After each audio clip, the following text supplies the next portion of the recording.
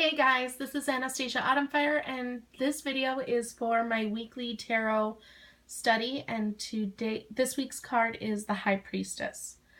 What I'm going to do is my usual rundown. I'm going to go through my three resources and kind of read off what it is they have as references, and then I have a week with the card to meditate with, use in tarot drawings, kind of just live with it for a week to get the feeling of it, and then relate my findings, for lack of a better phrase, with that card. So on a personal note, I do just want to say I'm kind of excited with the High Priestess. Every time I've had the card, it's a very intuitive card. It's very much about kind of your role as a seeker and initiate into something that it always kind of has a bit of mystery to it, a bit of mysticism, and the fact that this is the card that's leading into the dark of the moon, into the new moon, which are the moon cycle, which is the moon phase that I really I dig and kind of get energized by and really sync well with. I just love the fact that that's the card that's kind of leading into that right now. So yeah, so that's on the personal side, but back to the references. So the first one I have is my Tarot for Beginners by Barbara Moore, a practical guide to reading the cards. Here she gives a rundown for the High Priestess. The High Priestess guards the threshold of an initiation. An initiation provides knowledge, insight, or wisdom that cannot be taught. It can only be gained through direct experience.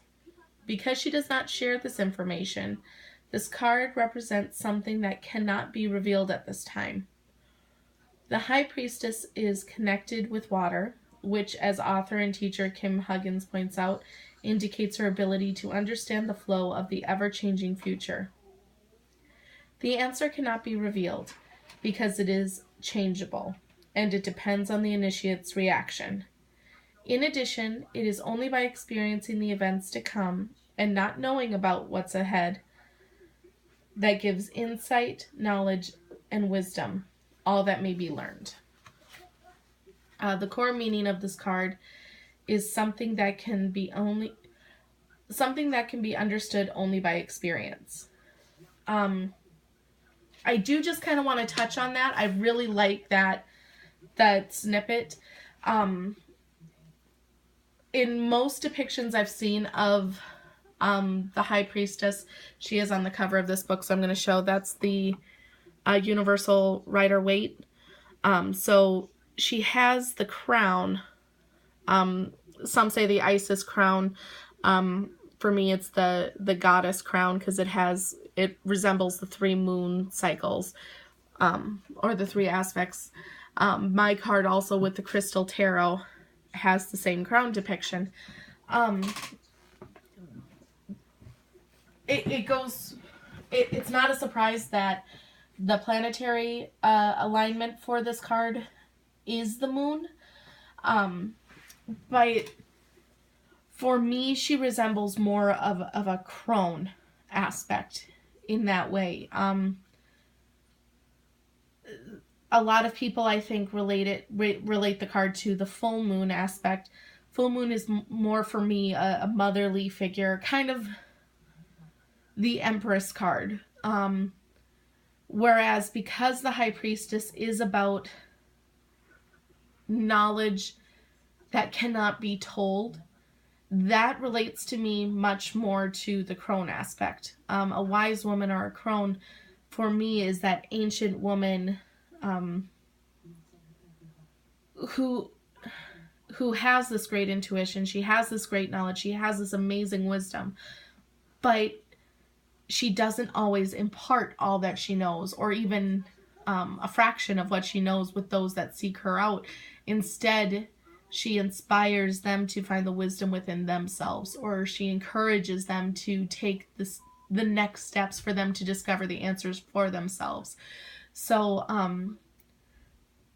again, that kind of feeds into why I'm so jazzed. This card is kind of leading into the dark moon, into the new moon, which I relate very much to the crone aspect, because that aspect of this card being about knowledge that cannot be taught, but instead must be experienced, and her kind of guiding or guarding, I should say, guarding that initiation aspect. I just really think, I just love how the symbolism works there. I hope that made sense to someone other than myself. Alrighty, so the biddytarot.com. This one gets a little bit long, so I apologize if it's a bit long-winded. The basic meaning keywords for the upright position for this card, those words are higher powers, intuition, mystery, subconscious mind. Reversed, the keywords would be hidden agendas and need to listen to the inner voices. Meaning of the description. Again, this is kind of based off of the Universal deck, but I still think it's very interesting to hear and very important for research. Oftentimes she is seen as Persephone, Isis, the Corn Maiden, and Artemis. She sits at the gate before the great mystery as indicated by the tree of life in the background. She sits between the darkness and the light, represented by the pillars of Solomon's temple. Many suggest this may suggest that she is the mediator of the passage into the depth of reality. The tapestry hung between the two pillars keeps onlookers out. Only the initiated may be able to enter. Pomegranates are shown on the tapestry and are sacred to Persephone. This is a symbol of duty, because they are what dictated how long Persephone had to remain in the underworld, when she had to return to the underworld. So again, we see that kind of connection between the High Priestess and Persephone, which again kind of shows the transition between maiden into crone in a way. A lot of darker goddesses of the underworld or of the dead are immediately thought of as kind of a crone aspect because of their great knowledge of the unknown.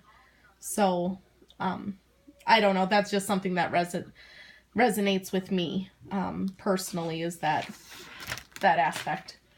Again, all of my videos, I just kind of tell you what's on my mind or what speaks to me. If I ever say something that you hear and just go, that is just silly and ridiculous, by all means, please disregard it then, because that's not your path, and everyone's is different. Okay, so back to biddytarot.com. In the description, in the description bit, sorry, there it is, we have a blue robe on the High Priestess, which is a symbol of knowledge. She wears the crown of Isis, symbolizing the triple goddess. The solar cross on her neck represents the balance between masculine and feminine. On her lap, half revealed, half concealed Torah. This represents the exoteric and the esoteric teachings, higher knowledge. The moon under her left foot represents her dominion over pure intuition. Palm, I don't know that there's, the palm indicates fertility of the mind, and the cube on which she sits is the earth. The moon is the planetary correspondence, which I kind of touched on earlier as well. The meaning of the card in the upright in detail. It represents wisdom, serenity, knowledge, and understanding. She is a guardian of the unconscious. She sits in front of the veil of awareness. She is seen as what separates us from our inner selves. The priestess knows the secret on how to access these realms. She represents spiritual enlightenment and inner illumination, divine knowledge, and wisdom. She has a deep understanding of the universe and uses this to teach rather than control others. And on a personal note, I really liked that bit. It kind of speaks to the nerd within me. That whole idea, like Spider-Man, with great power comes great responsibility. It's kind of that thing, that feeling. You know, she has this amazing knowledge and this just wisdom beyond all compare. She understands the universe. How many people can say they understand the universe? But instead of manipulating that or using that to control others, she uses it to teach others. And I think that is just, if we really take time to pause and ponder that, that's so amazing to me. That's so strong. And I think that's what a lot of people on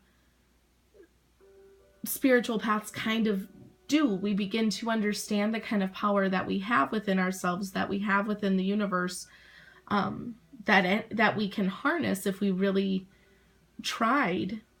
And you can use that however you see fit, but so many choose to teach or better the world we live in, or send out that positivity as opposed to negativity. And I think that's an enormously cool thing, for, again, lack of a better phrase. It's very cool.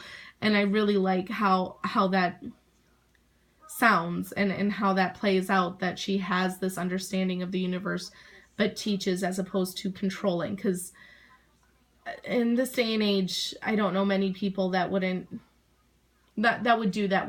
choose to empower others by teaching them as opposed to controlling them so they can gain more power, or they can get this, or they can get that. It's just, I don't know. I'm rambling, but I just like that bit. Leave it at that. Generally, she appears in a reading when you need to listen to and trust your inner voice. It can represent a link to the subconscious mind. This can be accessed through dreams and symbolism. Basically, if that's how it's being meant, the key is to pay attention to your dreams and to your intuition. Look for areas in your life that may be out of balance or require greater foresight and wisdom. For me, that meant, meditate, use your spiritual gifts to find the answer, kind of go inward as opposed to looking outward for all of your answers, because something is in your core and you're just not accessing it fully. Your intuitive senses are right, and they are providing you with useful and helpful information and assisting you to become more in touch with your subconscious mind would be helpful at this moment. So, sorry if that kind of was jumbled weirdly. I took notes just for my own knowledge and my own way of taking notes, but reading them gets a little jumbled at times. So I hope that made sense. Generally in readings, that's kind of what you're looking at. It's about your inner voice and about listening to your subconscious mind, paying attention to your dreams, paying attention to your intuition, giving your gut its due note. Knowing that your intuitive sense is providing you with useful and helpful information, and you need to learn to trust that more and more. That's when you're more apt to see this card. It did give a note for males especially. Learn from the female side within you, or you may fail to grow. For a female, you must learn to trust yourself and be truly feminine rather than succumbing to the pressures of having to act like your more masculine counterpart. It can also point to the unknown and indicate that life is changing. Don't take things for granted. Some mysteries may become clearer, although not all is revealed at this point. You will find your intuitive powers are increasing and may be inspired to be creative. This is a great card for poets and writers. That again was from biddytarot.com. And now the last resource we have, the Crystal Tarot book that came with this deck by Philip Permut. All right. The Priestess, the planet or sign is the moon. The crystal is the moonstone. And the chakra is the solar plexus. The interpretation of this card, it symbolizes intuition, fertility, and abundance. The High Priestess signifies the Egyptian goddess Isis. So whereas Biddy Tarot, it did mention Isis, but when I read into the research on the card on that website, it really delved, I thought, more into the Persephone aspect. In the Crystal Tarot, they relate it more to Isis. Good things are coming your way. She also suggests mystery and the veil between seen and unseen worlds. It is a good time to find and listen to your spirit guides. They will help you in your search for the answers that are not obvious. Matters of higher significance are important. Do not get tied up in frivolous pursuits. Strive for perfection in all that you do. Any problems are surmountable. There may seem to be secrets and hidden feelings, but trust your instincts and they will not affect you. The moon offers complete energy. The new moon, new beginnings and a fresh start. The full moon, completion and wholeness. Between these phases are all other possibilities of any situation. And like life, the moon is both ever-changing and reassuringly constant. It helps you focus on your deepest needs. The Moonstone, the crystal for the High Priestess, helps to balance your emotions and release the intuitive instincts, and a healthy solar plexus chakra allows you to change as you need and to act on the feelings in your heart. This can also be a period of healing, developing new skills, and feminine power. So that is the book description for the Crystal Tarot, which this card is from. This card's depiction, I think, again, most cards in this Crystal Tarot I find very similar to the Universal. She has the moon under her foot. She has the veil between the seen and the unseen, or the known and the mystery. She's got the balance between the dark and the light. She has the solar cross as well. She's wearing the blue robe, and of course the crown. Oh, sorry, as I move things. Here I have my little rainbow moonstone, which I absolutely love. This actually is the first crystal I bought after kind of reaffirming that, nope, I am a pagan and I am a witch and I need to just stop trying to fit into other people's molds and just embrace this and own it. And this was the stone that I bought that day at one of our local witchy shops here in Minneapolis, the Eye of Horus. And I've always loved this. I've tried putting it in crafts. I've tried putting it in protection candles. I think I tried to put it in a full moon candle.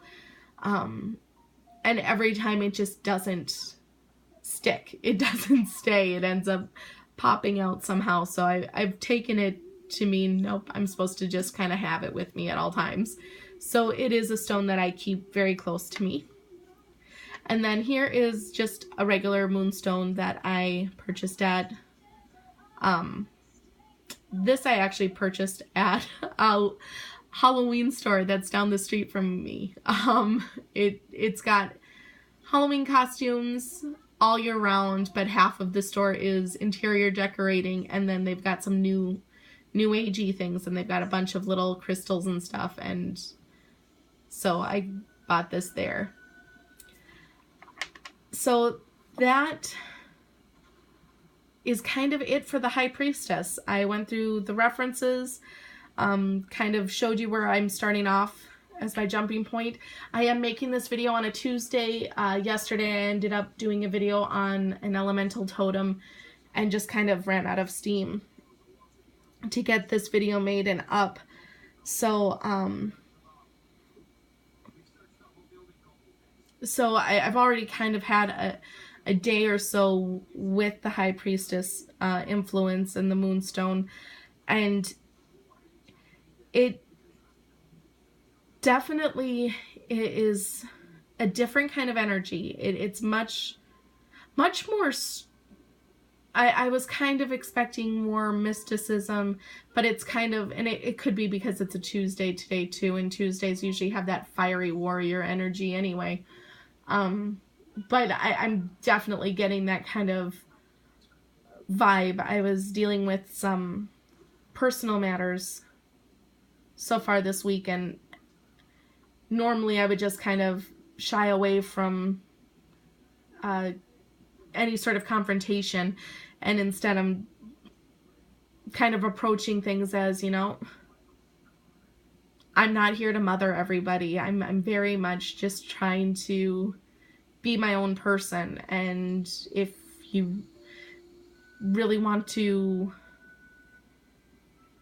if someone really wants to have a discussion with me, I'm not sugarcoating it as much as I would normally sugarcoat things. So I'm finding that kind of influence very different than what I expected.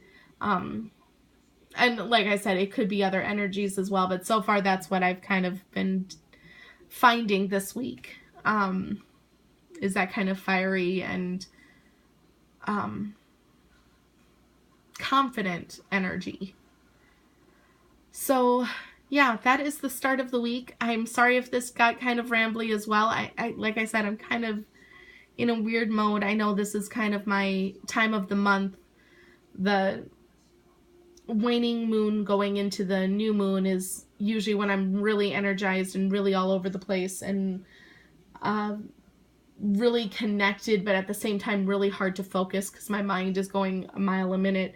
So I apologize if the videos this week get a little crazy, but thanks for sticking it out with me. Please like, subscribe, comment. If you have any experiences with the High Priestess, or if you think, you know, in the times I've seen her in my readings, I really connect with her in this way, please let me know. I would love to hear it. Thanks so much for watching. Have a wonderful night. Many blessings. Bye, guys.